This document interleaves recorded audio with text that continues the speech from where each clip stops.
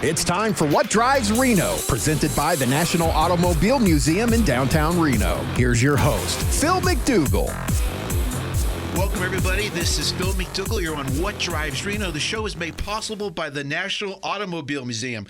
So don't forget, the show is where every journey has a story, every leader has a passion, and every week we discover what truly drives Reno in our community. I'm going to jump in. I know you're just waiting desperately for worthless wisdom, but we're going to say that because we have a very, very special guest here today. Very. He is Chris Murphy, NBC and Fox anchor. Thank you for joining. Good. Well, not network, local. No, worldwide. But you know a lot of people, Phil. I'm sure that you could make that happen. I could do my best. Yeah. You're always connecting people, which I love. Right away. So Phil, let's talk about you. Let's talk about you. I can see how this is going to go.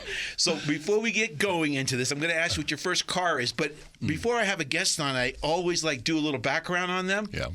So I talked to Mariana, and she gave me some information. But it's funny because I did some Googling. Oh, no. And, I'm not sure, but a lot of Chris Murphys popped up. Well, Senator Chris Murphy of Connecticut. Well, no, he's not one of the ones that popped up. So I'm just reading you. I don't know if this is Chris Murphy, American Ninja finalist. Yeah, that's me. No. American Talent finalist for juggling chainsaws.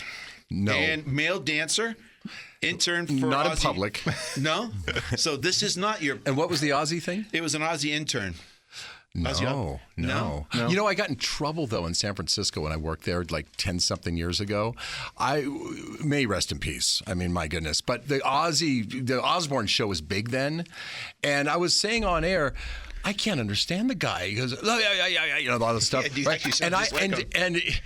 And I don't want to drop, bad words, I can believe Sharon, what the, all that stuff. And we had a viewer, Phil, say that I was imitating Australians, not Ozzy Osbourne, but Aussies. You shouldn't talk bad about people from Australia. And I'm like, I was talking about Ozzy Osbourne. Come on. You can't win. You can't win in life sometimes, you Phil. Can't. All right, we're going to jump right into it, and then I'm going to get into the fun stuff. Okay. Because all of our listeners sent in some questions. They did not. No, but it sounds good. Okay. Doesn't it sound better? Yeah. All right, so what was your first car, Chris? First car. A funny story about it. Hand-me-down car from my mom, a 1977 Fiat Spider convertible. Wow. Yeah, living in Los Angeles area. And she became a real estate agent. We moved from Massachusetts to Los Angeles. She became a real estate agent. Her first commission, she went and bought this car, her first sports car, right? We didn't have any money growing up. And it was kind of a cool car. Now, the acronym Fix It Again, Tony, for Fiat. Back then, in those days, so that car, had some fun in high school with that car. How long did you have it? Just between us, tell us some more details. So what I remember is it was cassette in that car. And I think I had to install it. I'm not sure if it came with a cassette deck in the 70s, but in the mid 80s, and I had the Just Can't Stop It tape from English Beat in there a lot of Van Halen, homemade mixtapes because I was a huge Van Halen fan, and that's what I remember most. Yeah. Okay, well, you kind of tied into my next question. Yeah. What if you pick any song at all? What would the song be that you're going down the roads? You don't care who's looking at you, who's listening to you. Do you have one go-to song that you're just belting out? For some reason, I love the song 29 Palms by Robert Plant because, again, I'm a Led Zeppelin fan. That's just a great cruising song.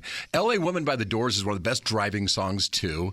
And then I just love Abacab by Genesis, with Phil Collins.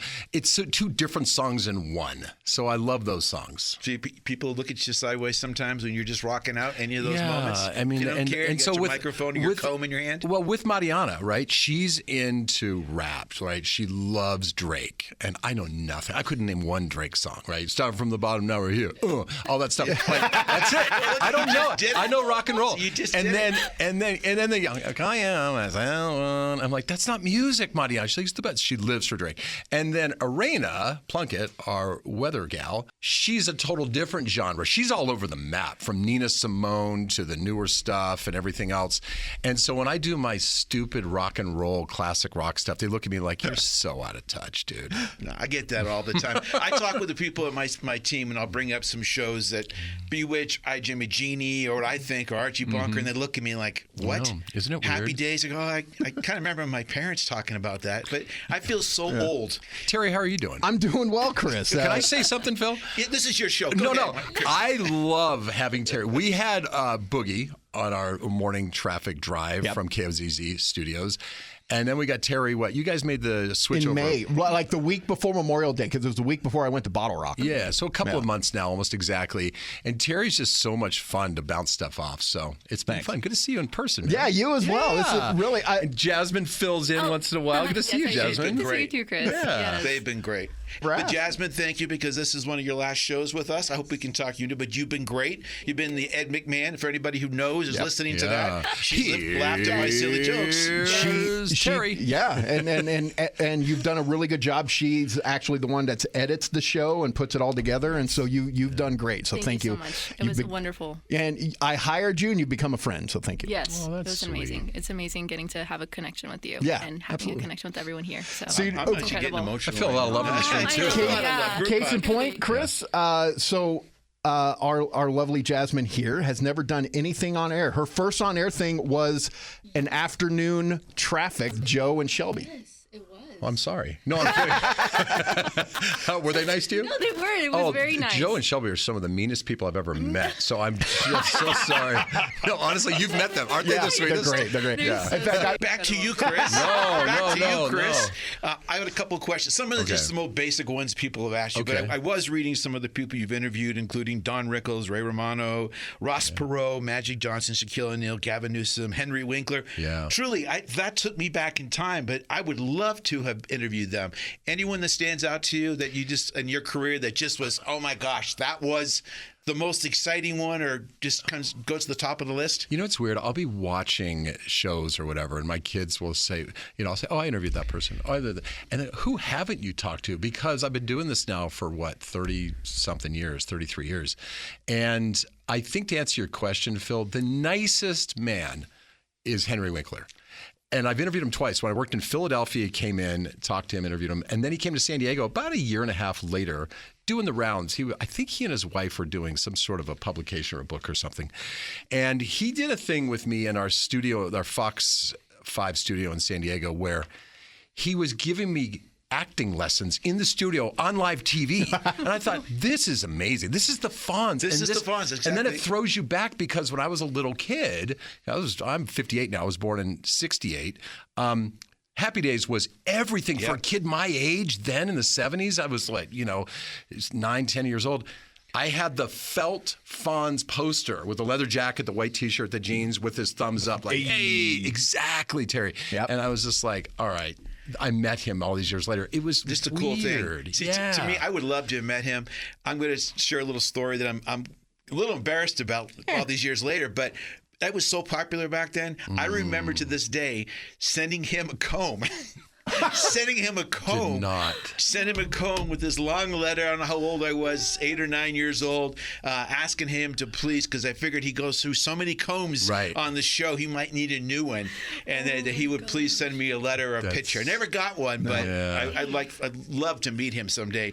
I had the pleasure of meeting Shaquille O'Neal, and one thing I remember is I put my hand in his to shake it, and I felt like I was a 1-year-old, because his hand was just enormous. Yeah. I interviewed him in Portland. Our sports guy said, can you go get sound after the game? And that's when the Trailblazers and Lakers were both at each other, like 2000, 2001. Same thing, Phil.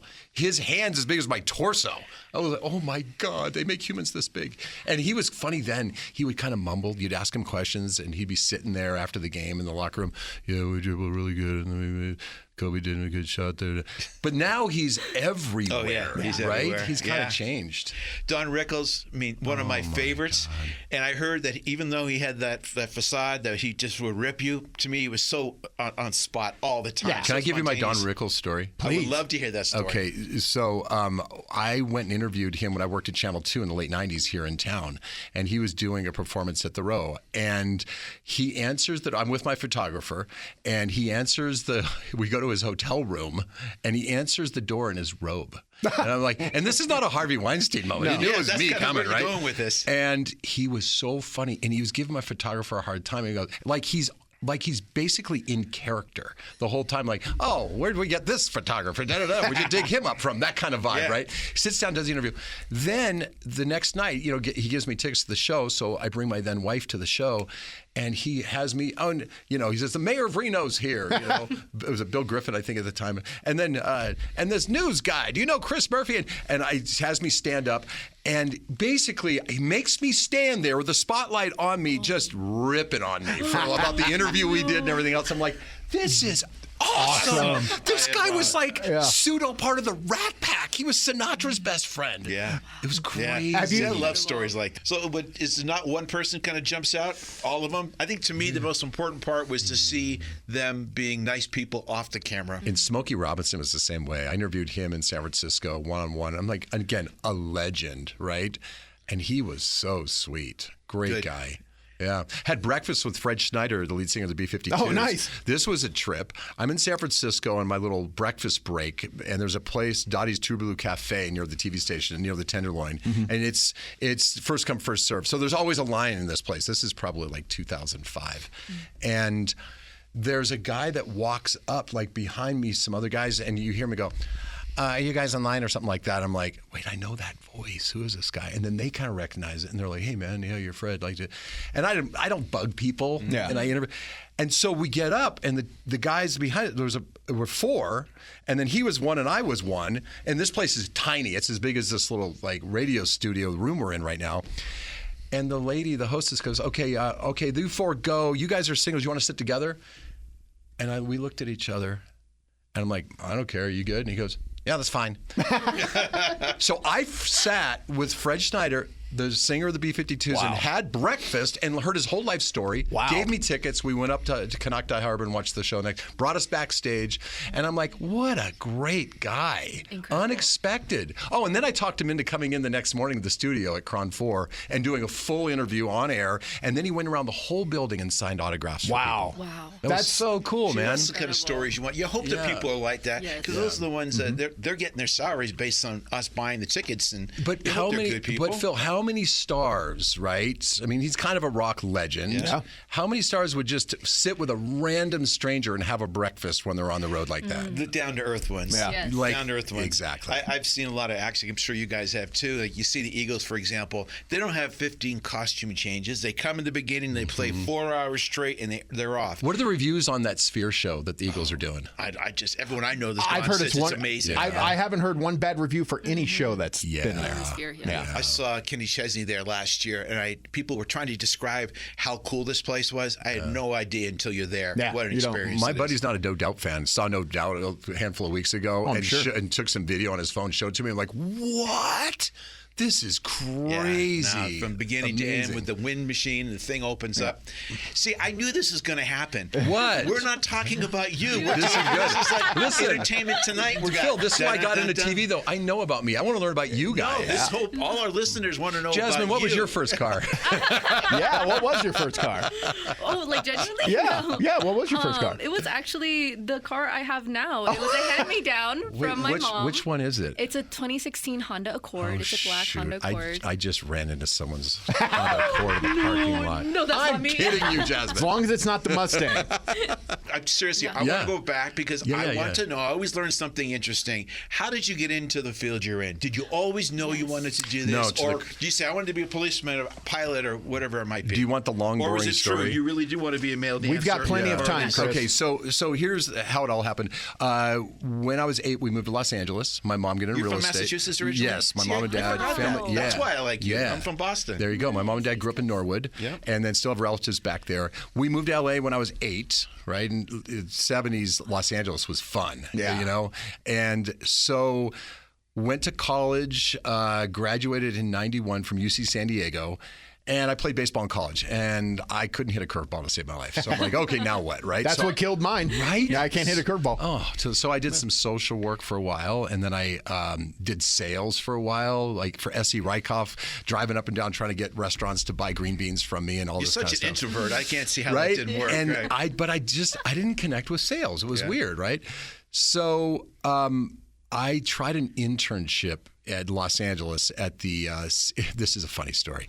So I don't know what I'm going to do. I go to UC San Diego. I'm living in Los Angeles with my mom and her fiance, and I go to UCLA's career guidance counseling because I'm lost. I'm like 24, 25 years old and no clue because baseball was going to be my life, and then it wasn't. Yeah.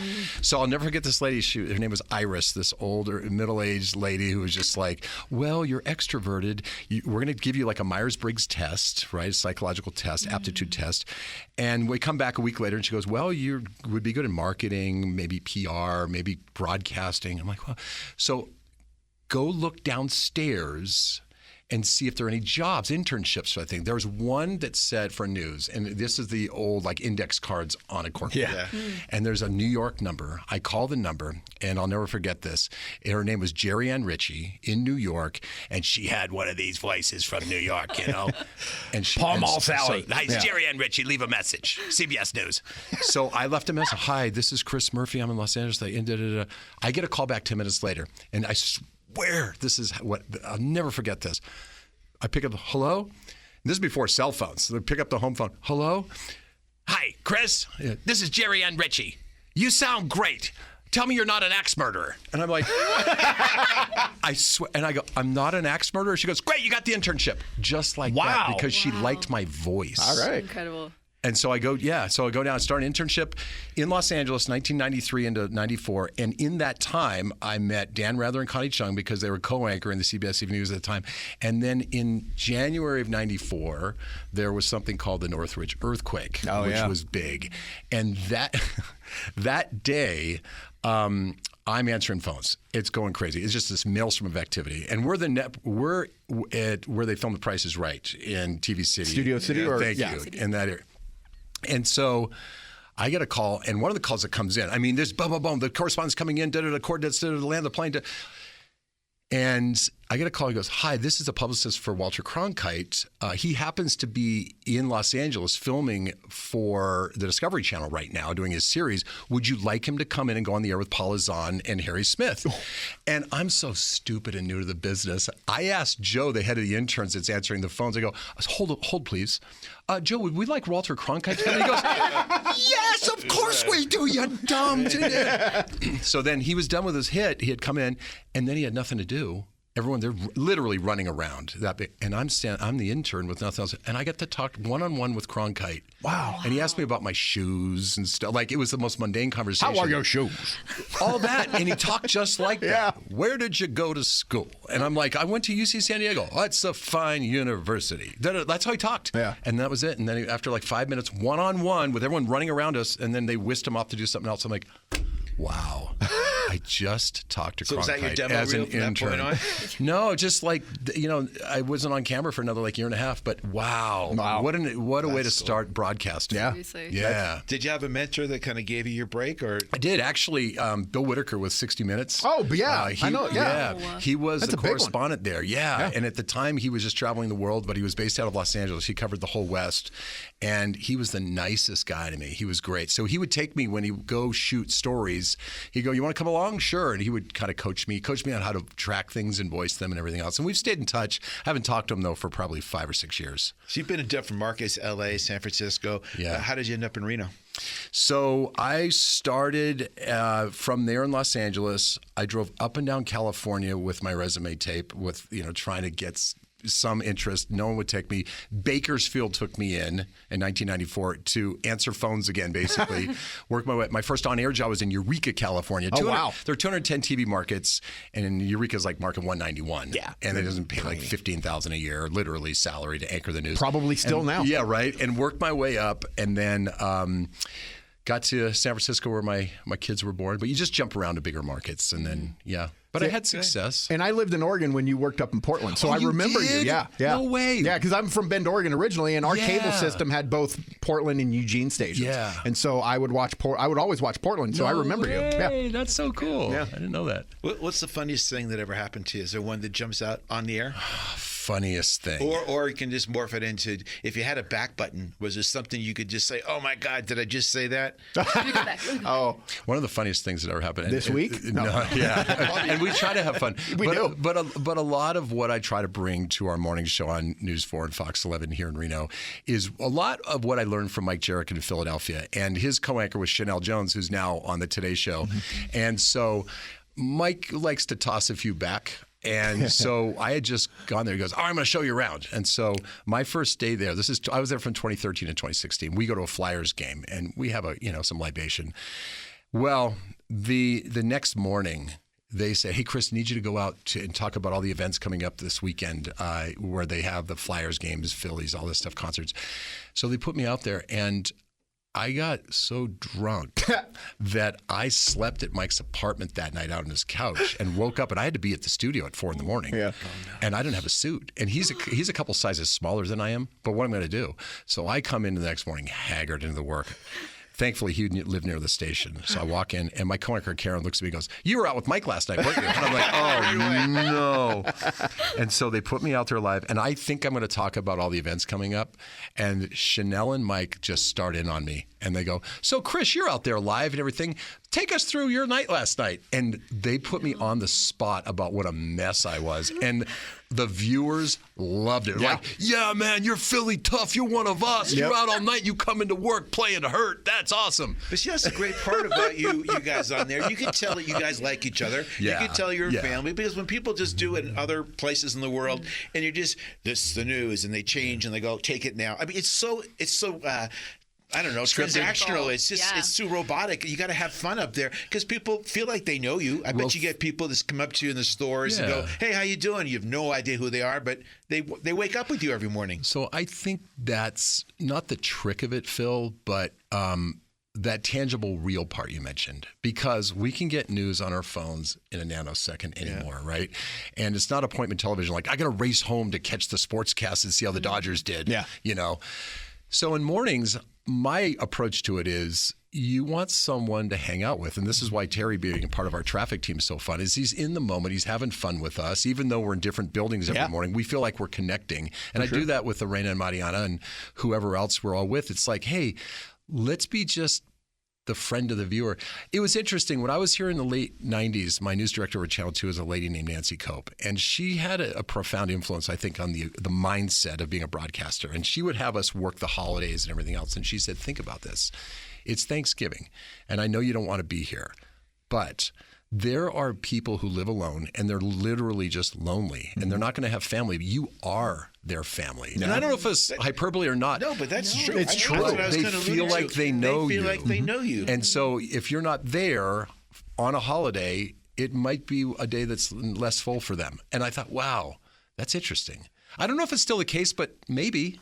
I think mornings allows us to be that way. People can see through it if it's not genuine, and that's why you're so good at what you do. And your whole group they're amazing because you feel you can feel the family. You really sweet, can. Phil. It's not phony. You can tell when people are close and when they're more, I use the word transactional, but that's a big part of it. You said earlier, I can go turn on my phone and get the answer right away. And we know that. But it's the other part. That's the part that makes me and we connect with you better. And it's not that you want to put on a performance for them, like, hey, we're going to entertain. It's more like we're just going to be real with you. You know? That's great. That's for me growing up, and I have a similar story. As I would grow up when I was 6, 7 years old, I would grab a Sports Illustrated, grab a desk, and pretend I was a sportscaster and just read. Did you really? Yeah, I did. I would pretend to be an anchor. Right? Yeah, that's so and so cool. that's kind of how. So, but my biggest critique was, or the thing I didn't like, and what kind of drew me away from TV was, I would watch these anchors that were very plastic, and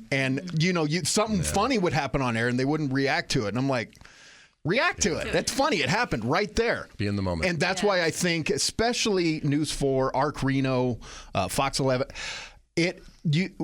just being a part of it, I'm feeling that it's a real. We've got real people. Yeah. Well, you're part of that, Jerry. Thank you. You guys have welcomed me so much. Yeah. Everybody I've met over there, between you, Shelby, Joe, Justin, Marissa, Melissa, all of them. Yeah, it's a good crew. Have just been incredible to me and welcomed me in. So thank you. You're part of that as well. So. Thank you for being so good at what you do. Get a big group hug, right? We're just getting big group. The Mutual Admiration Society. Moment. A couple last minute questions. Yeah, okay. I love this. Wow. This part here, I'm always kind of wondering when people think, especially when you have access to so many people over your career.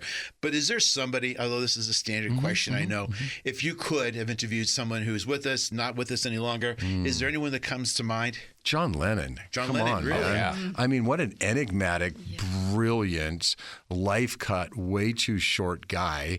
The honesty in his songs. just the ability to take us through like revolution, war, love, drugs, everything. I mean, the guy was a poet, a great musician, great voice, great songwriter. How old was he when he was 40, wasn't he? I think in his early 40s. Just so young. It's terrible. I mean, probably one of the most important entertainment figures. I mean, and when I say important, you have a lot of entertainers who are self-important, but I think he meant a lot, so much to so many people, and what he did, he backed it up. So. He was flawed, and he knew it, and that was part of who he was. You talk about honesty and being real. He's human, and that's what he really wanted to show everybody, which was great because that's what you connect with. Yeah, you know? young. Hence why News 4 does so well. Oh, thank you. Has anyone given you the John Lennon answer before? No, I don't ask that. You're a very important guest here. So I saved those really emotional connect ones. Yeah. Who's the biggest prankster? I would assume you are on the air. Yeah, me. 100%. Yeah, you. I would guess that. I would also guess Kim Burrows. That little smile, like, it's coming. Oh, Kim's funny too. Kim's got an underlying a vibe of what am I looking for? Prankster or mischief. Probably got that. Yes.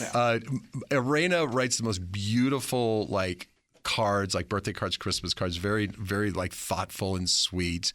And then Mariana's a good gift giver. She gave me Pro V1 X golf balls for my birthday in June. I was like, wow, those are nice. That's like $60. Yeah, those are legit. So note to her, my birthday is May 8th. Make sure to get on that list. You're a Taurus. You are a Taurus. You're a bull. You get stuff done. Doesn't Phil get stuff done? He does. He's a bull. We do. What do you think I am, Jasmine? I think you're a Libra.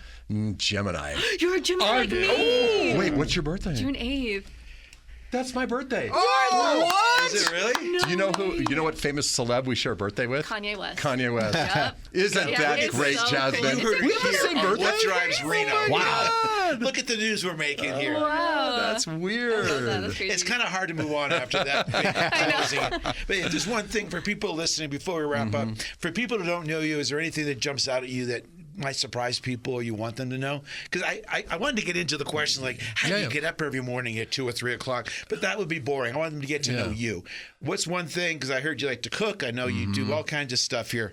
Tell me what. I do love to cook. I do like good Maduro cigars. I love golf. You like something single malt? Yeah, that will work too.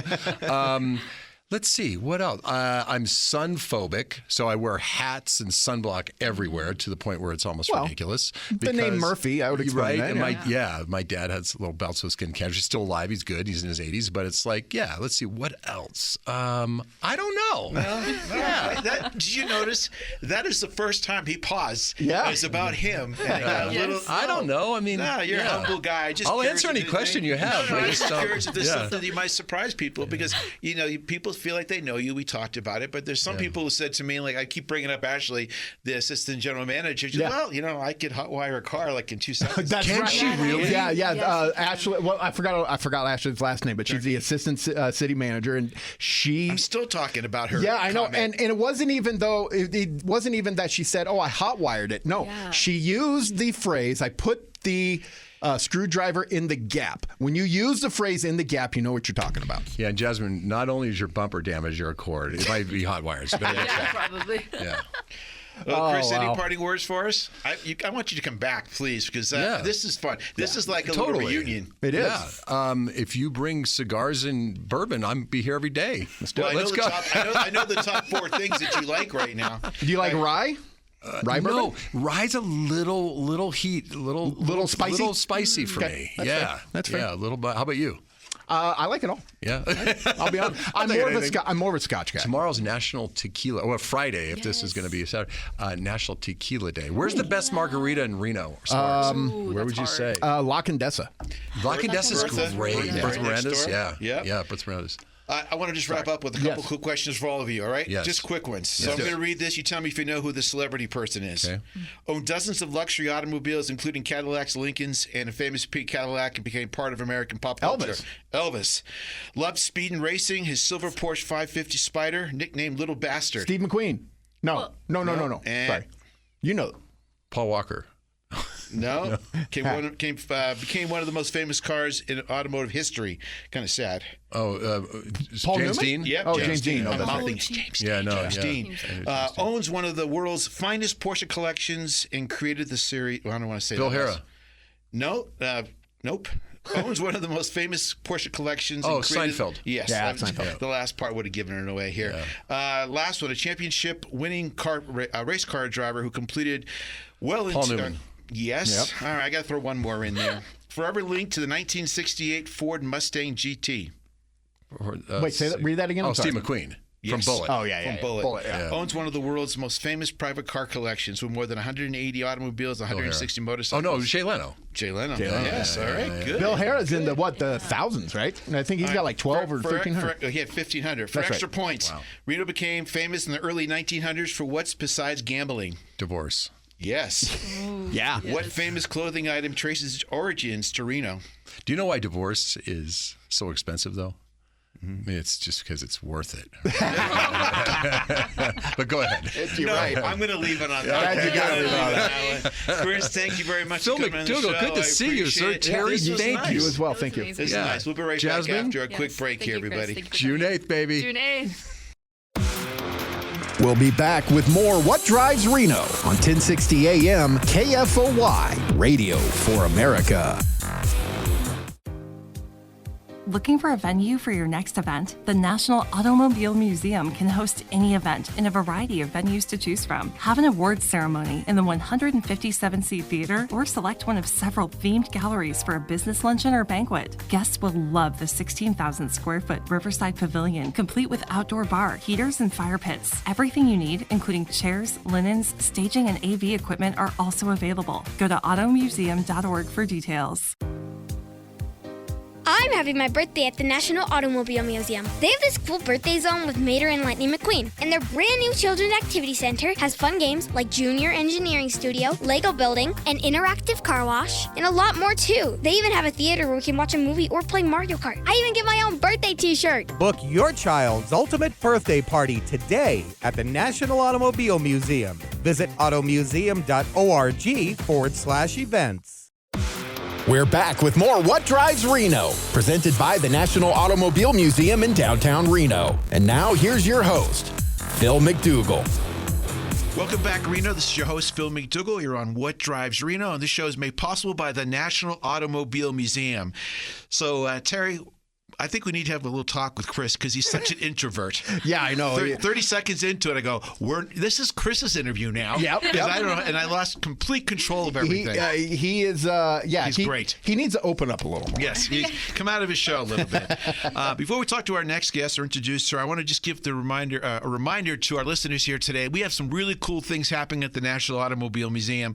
First of all, on the 31st of July, we have DJ Trivia Pop-Up. Now, I guess I'm realizing I'm old because I guess that's a really cool thing. Is, yeah. And we're one of the spots. It's going to be outside on the patio on the Truckee River. Fun. And they got some refreshments out there. People have a good time. It's free. So we want people to come on down on the 31st and go to our website, which is automuseum.org. Learn more about that. We have a perfect place to do that kind of stuff. Yeah. And if it gets a little cloudy, we'll just move it inside. But we have a good turnout so far.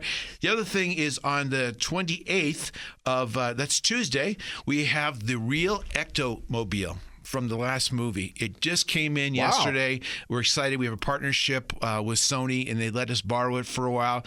And it's so cool because when it came in, I'm going, okay, this is cool. But then I open up the back, and it's got everything you can imagine, like all like that. I don't know what you call it, the seat that slides out and all. Everything you see is the real stuff from the movie. So we're really excited. That's really Only cool. we had a little problem. Uh-oh.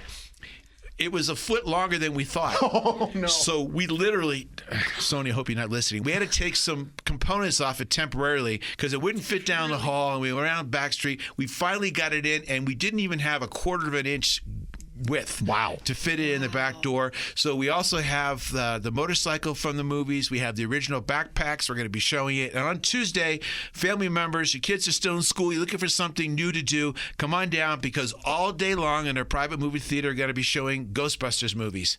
Plus, you got the Children's Activity Center there. Last 2 plugs, and tickets are going. I'm really excited. I'm kind of living. This is my bucket list. We rented out the drive-in in Sparks, so August 28th. Bring your car down. We're going to be showing Grease. We have the car from the movie, the Grease Lightning car. We're going to try and bring it down there. We've hired a band like Sha-Na-Na. They're going to be here, and I can't remember the name of the band, so I apologize. Oh, it is Papa Clutch and the Shifters. They have a huge following.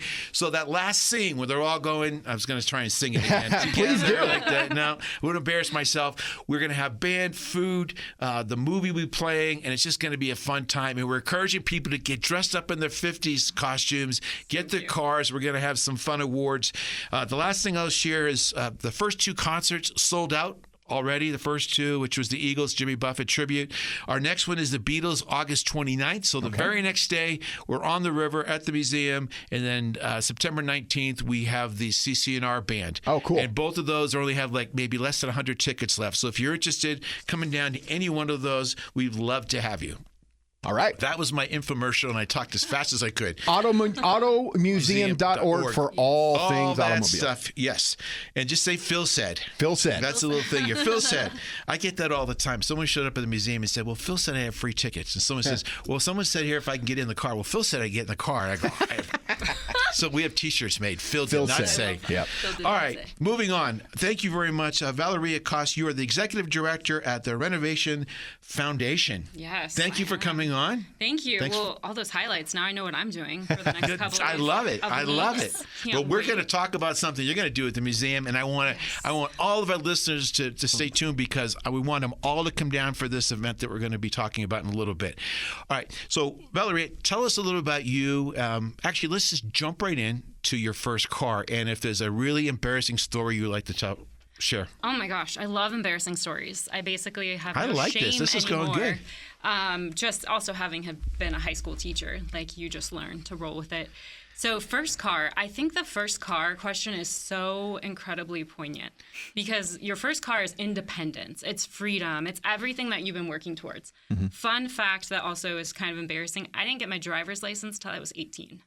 Okay. I Not was- that unusual. That's not. I That's was like, nope, I'm not that 16-year-old. I'm not that 15-year-old getting the permit. Like, nope, I was 18. You just weren't ready, or your parents said no? There was, I'm really obsessed with origin stories. And part of my origin story was I was working from a very young age, grew up in a single-parent household.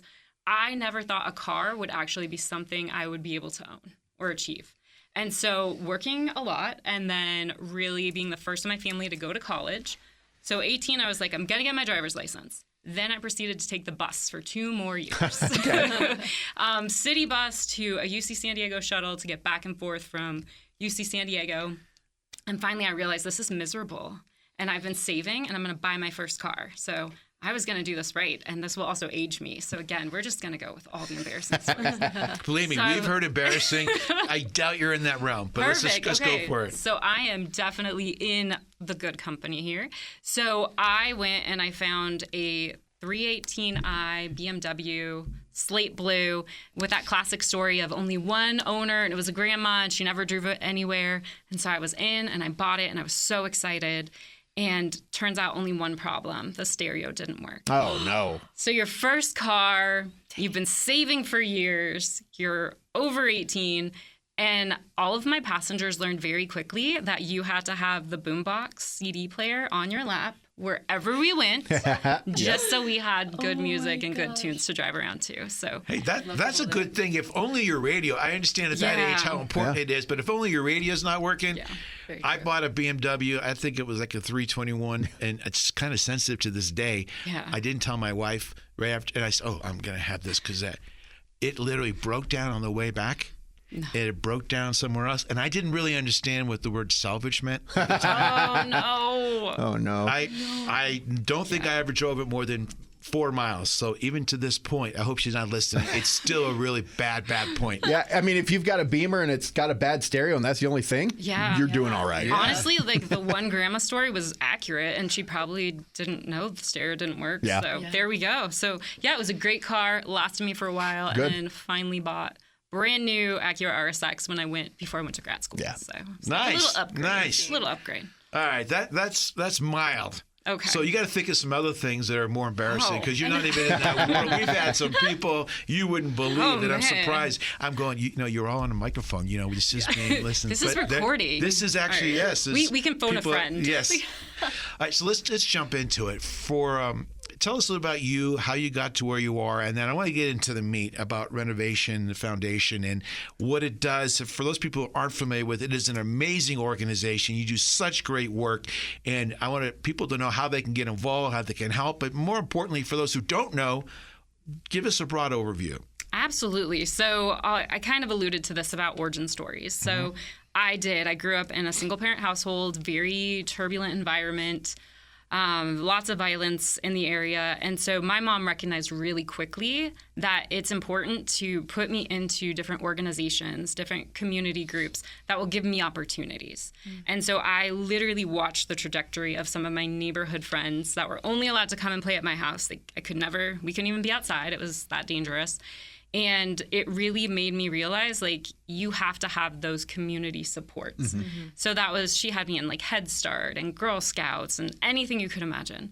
So when I went to college, I really realized, I want to find ways to give back. So I've dedicated my entire career to really moving and living around the country to work with like-minded organizations that are really focused on how do we empower and uplift individuals to really raise a community, to really grow and build that sense of belonging and really support. And so I've had the pleasure of really working around the country. I taught high school special education in New Orleans with Teach for America.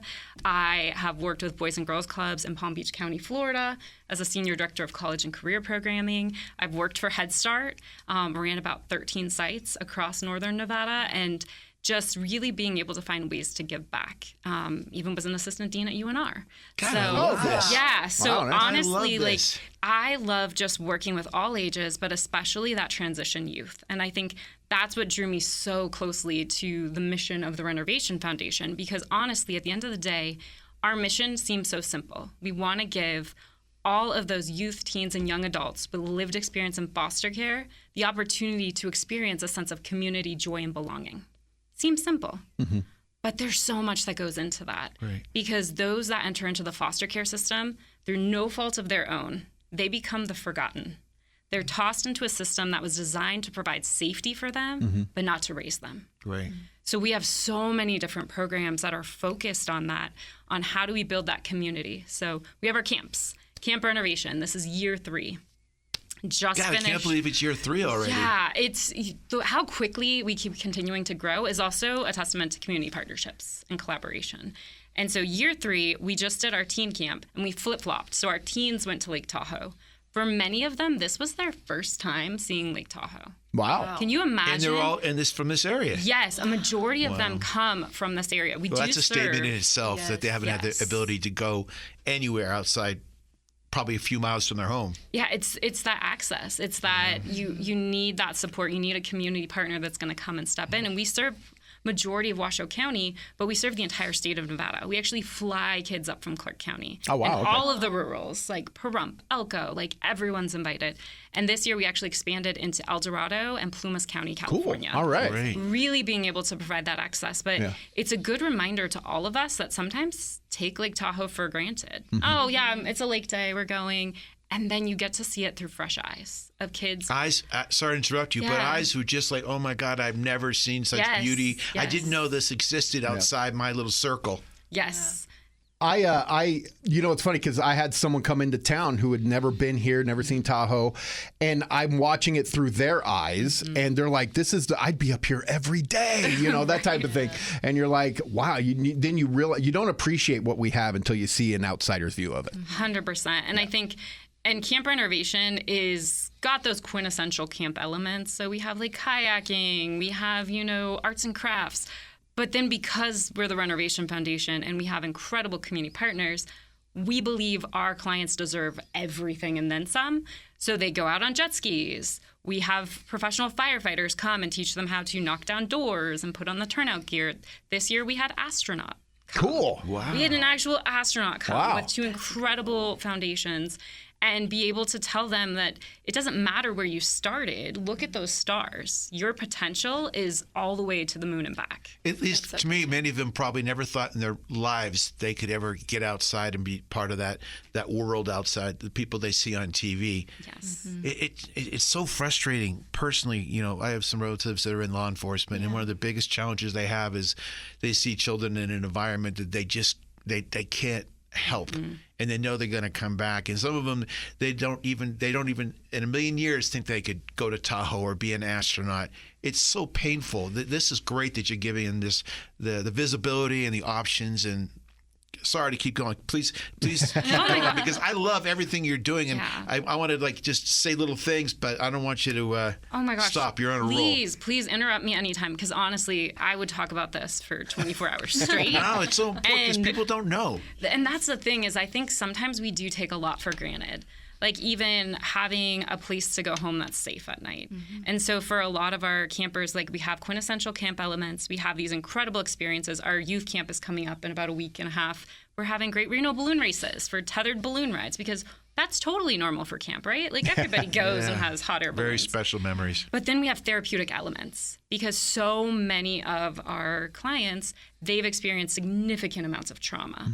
And so we focus a lot on positive childhood experiences, or what we kind of coin PCEs, to really work on reversing some of those adverse childhood experiences. So we have an incredible mental health team that really comes in and helps support that, because we even have a space dedicated through the Katie Grace Foundation, Katie's Quiet Space. And so that gives our campers an opportunity to, if they're dysregulated, go off with mental health team and kind of re-regulate so they can come right back in. A lot of our campers wouldn't even be accepted into some of the traditional camps, just given their behaviors and their trauma and their triggers. Can you share with us, for people who are listening, just basic numbers of people are part of the program? How many children part of it? What other elements? Absolutely. So we kind of look at it programmatically. So our camps, we serve a little over 120 at our youth camp at Sierra Nevada Journeys, incredible partners. And then at our teen camp, we served about 84. Okay. And then at Christmas on the Comstock, which this will be our 4th year in December, and incredible partners in Virginia City, we served about 700 foster youth teens and their foster families and guardians, and some of their bio families. 700 people. Yes. When people share numbers like that with me, I know you can just, that's a big number, but it's not just 700. It's 700 plus their immediate family, plus the people they've influenced in a positive way outside that. Yeah. You guys are making a big difference. That's 700 groups, not people. So no, that's 700 people. Oh, okay. I'm sorry. So if you look at the numbers in Washoe County, at any given time, they could have between 400 to 700 youth and teens in Washoe County alone. Then you add that we serve the entire state, and that's in the thousands. And there's never enough foster homes. 1,000 too many. Yes, we have about any given time a need for 100, 200 foster homes. So a lot of our clients, I love to just talk with them and go to activities, and they'll tell me, one of my favorite ones is, he's like, guess how many group homes and foster homes I've been in the past 2 years? And I was like, 3. And he goes, 11. Wow. And so for them, there isn't always a sense of stability. And yet those people that are out there serving as foster families are my true heroes. Yeah. Because they're opening up their home and their hearts, and they're providing really a sense of stability for our kiddos when they need it most. So if people are listening right now, boy, we could talk about this for an hour plus. What's the one thing you want to share with them? Either you need help in this area, or just an awareness, or if you could say one statement that's most impactful, what would it be from your organization? Even when you think you don't have anything to give, you have something to give. And whether that's joining together with us and donating even $5, or banding together and sponsoring a camper for $1,400 with all their activities, meals included, whether that's coming to volunteer at our events, whether that's coming to a fundraiser, you showing up in some way demonstrates that you care enough about our mission, and you care enough about the kids growing up in our community to prove to them that home means Nevada. Yep. This isn't going to come out right, what I'm about to say. I'm here for it. I can't wait. No, but you guys hopefully know the meaning behind it. Yeah. My whole thing is that you can't invest. There's money. How do I say this the right way? I don't think there's enough money in the world. We should be putting everything we have into the youth, because if we don't, it's just going to be so many different other problems that we're going to deal with. I was struggling. I don't want to use the word problems, but they can't think of a better investment is in children. One, they just don't. It breaks my heart when I find out, or when I hear things right now. One of the things that's going to jump out at me is when you just said 11 different homes, that one person. That just makes me... It's a specific number that just, oh my God. I have 8 grandchildren and I love them to death, and I feel like I don't love them enough, let alone someone who's been moved around 11 times. We should be putting more money into it and more resources. And I love how you said it. When I asked you the question, everybody literally has something to give. Their 100%. Time, their money, not just monetary, but some of their other resources. 100%. And I think that's the other program that's really close to my heart is Pave Your Way, because that's focused on the age 16 to 24. Talk about that a little bit. Those are the ones that are preparing to age out of the system. Yes. And we have incredible people in child welfare that are doing great work, but unfortunately, they still need community support. And so our Pave Your Way program launched last year. We now have housing. We do scattered site. We work very closely with Eddie House and lots of our partners. But Scattered Site is based on their own address, their own physical space, and it's wraparound services. So they have case management, they have life skills, they have college and career, everything you could imagine, and then really some more exciting things that, stay tuned, that we'll be announcing too, which kind of harkens back to the first car type of thing. So excited to talk more about that, but when people have questions, where do they go? 100%. So we have an info @ email, but generally you can go straight to our website, RennerVationFoundation.org. You can also follow us on our social media channels, but really that info @ email that you'll find for Contact Us is the best way to find out ways to get involved. Or you can volunteer or donate directly from our website. And I know we're going to be doing something with you on October 17th. Do you want to touch base on that? I would love to. Phil, I'm so excited about this event. So this is our big fundraiser in Reno. We haven't done one in Reno yet. And so we could not think of a better place than National Automobile Museum, as this is being presented by the Northern Nevada Ford dealers. And it's going to be a poker and bingo tournament. So it's going to be lots of fun elements, some really cool surprises. This is one of those events that you do not want to miss, because when we do things, we do them big. And we know this is going to be an amazing partnership. No, we're going to have fun. October 17th. We'll make sure we put it on our website as well. Excellent. Because you want a full house. Literally, not just to win, but we want a full house to really raise those funds. I did. I know, I like it. I tied in the full house with the car. No one smiled, but you did. You did. Well, I'm a degenerate, so that works. No, I'm great. Kidding. I'm not. Thank you very much. Thank you for everything you do in your organization. I'd like to have you back on the show again, please, just to talk more. Because what was the program you said for some of the teenagers? What was it called? Oh, Pave Your Way. I really want to talk more about that. I'd love to. That is such an important, because when they get to that age, what do they have after that? 100%. Yeah. All right. Thank you very much for coming to the show. So and the website again is? RennerVationFoundation.org. Okay. We'll be right back, everybody. We'll be back with more What Drives Reno on 1060 AM KFOY, Radio for America. I'm having my birthday at the National Automobile Museum. They have this cool birthday zone with Mater and Lightning McQueen. And their brand new Children's Activity Center has fun games like Junior Engineering Studio, Lego Building, an interactive car wash, and a lot more too. They even have a theater where we can watch a movie or play Mario Kart. I even get my own birthday t-shirt. Book your child's ultimate birthday party today at the National Automobile Museum. Visit automuseum.org/events.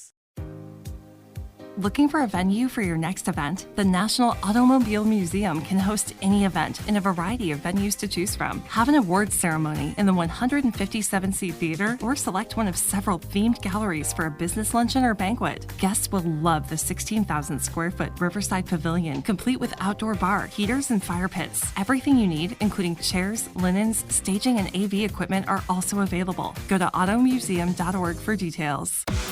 We're back with more What Drives Reno, presented by the National Automobile Museum in downtown Reno. And now here's your host, Phil MacDougall.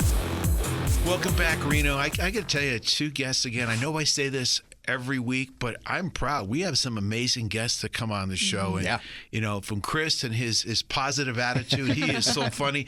And if you guys heard half the stuff he was saying, like off air before, just giving me a hard time, and just a great guy, such a community leader. And then Valieria, we got to get her back on. It's such an impactful organization. You know, this is what I want to say, and I wish I could have said it while she was here, and I just thought of it, is, you know, Reno is such a cool place because you find out, oh, so-and-so lives here, and you're like, what? I didn't know that. But then you find out Jeremy Renner lives here. And it's not just that he lives here. He is bought into this community, and he is a part. It's not just him saying, "Oh, I live in Reno," and then spending 3/4 of the time somewhere else. No, he's here. When he's living, he is here. And he's very vested in it. And he's all very the organizations vested. He loves could Reno. get involved with.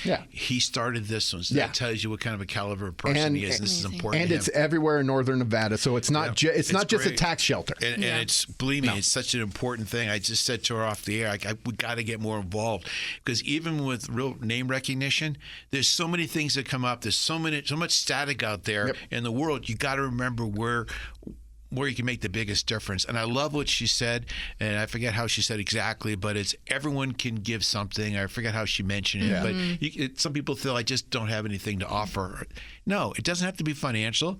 You can be your time, your energy, your love, give a hug, come up with a special moment. I love also what she was talking about, like we were to focus on special memories, new happy memories. Yes. And maybe there's a lot more happy memories by the time they're done than there's some sad memories. And turn that around, because if we don't, what's going to happen to these young people? I don't know, man. It's so frustrating. So people who are listening, get involved. Go to the RennerVation Foundation and see how you can get engaged, whether it be donating something to their big poker tournament, donating some time, a foster parent, being a volunteer, going up there and just getting involved in some capacity can make all the difference in the world. It's not just one child. Again, it's the child. Maybe it's that child's brother or sister or parent that's going through a rough time. You can make a difference. So great organization. And then back to Chris, what a community guy. I mean, he is one of the, and we talked earlier about some people, personalities are different in front of the camera, behind the camera. He is the nicest guy. Both sides of the camera. I will say, and obviously I am biased because I am associated with News 4, but in my opinion, I think they have the best news program. They have the best news staff, best newsroom in the business here in Reno. So, I get it, but and I tried to say his co-anchor Mariana. Yes. And I said it, and every time I said it, I sound like I was saying a completely different name. But I love the way he says it and she says it. But there's the chemistry up there is great on the news. Yeah, for sure. Yes. Jasmine, you're parting ways with us. I am parting ways, but no, say it's not true. I know. No, but you've been a pleasure to work with, Yes. and you and Terry. I love having you. You're going to be surely missed here. Thank you. No, it was incredible being here with you guys, being part of the show, being part of this community, being able to hear and listen to you, Phil, and all of our community leaders. There's a downside to everything. No, not at all. But no, it was. I loved my time here, and I thank you all so much for everything that you've given me on all this opportunity and experience. And allow me to publicly say, I met Jasmine at a job fair at the UNR. Yes. And you kind of just walked by and we had talked about, because you listened to our sister stations where you grew up in Las Vegas. In Las Vegas, and so we just started talking, and honestly, I had someone else in mind I was going to hire. Then we started talking, and I said, nope, it's her. And I hired you, and I'm so glad I did. You become a friend, and thank you. Thank you. Yeah. Thank you so much. No, it was incredible. And I'm so glad that I went to that UNR job I know, fair. me too. Because it was a business one. It wasn't was. even like a broadcasting or communications or journalism or anything like. It was a business We just job fair. so happened to be there, and we hit it off. That's how things work out. Yeah. Meant to be. Yeah. So you got to promise me when you're remote, you're back in your new place, that you're going to tune into us. And if nothing else, contribute to the worthless wisdom. Yes. I will ask. email you, Phil, all my worthless wisdom. Yes. I would like that. I like that. Don't forget, everybody who's listening, if you need any information about our museum and everything we have to offer, 200 automobiles, a beautiful venue for birthdays, for movie theater, we have Tomater, Lightning McQueen, we have birthday parties, we have celebrations of life, weddings. It's not something that comes top of mind, but we have put $4 million into that building in the last 3.5 years, actually $4.5 million, with a brand new children's activity center that's all interactive. And just as recently as yesterday, I gave a tour, and a guy's been here for like 15 years, and he goes, wow. And I'm not exaggerating, because I thought this was going to be a big warehouse. It is so far from that. And it shows in the museum how much care and how much planning has gone into it. And you don't have to be a car lover. Maybe you just love history. You want to have an educational experience. You want your children to come and play and build cars, design cars, race cars. We have all that kind of stuff there. So I just want to remind people that we're right around the corner, and we hope that they come by and visit us. Those events are coming up. It started as early as next Tuesday. We have the Ecto all day long Ghostbusters marathon and movies in our theater, and then we have all kinds of events after that. Any parting words before we wrap up? Just to thank you, Jasmine. I will miss you so much. And not even just from a professional standpoint, just from, she keeps me young. I know. I could use that. Everyone's sitting right here. It's white. All right, guys. Until next time, keep moving forward, keep supporting our community, and keep asking yourself, what drives Reno? I'm Phil MacDougall, and I thank you for listening. Bye. Automuseum.org. You've been listening to What Drives Reno, presented by the National Automobile Museum in downtown Reno. For more information about the museum, head on over to our website, automuseum.org. We'll be back next Saturday at 11 a.m. with What Drives Reno on 1060 a.m. KFOY.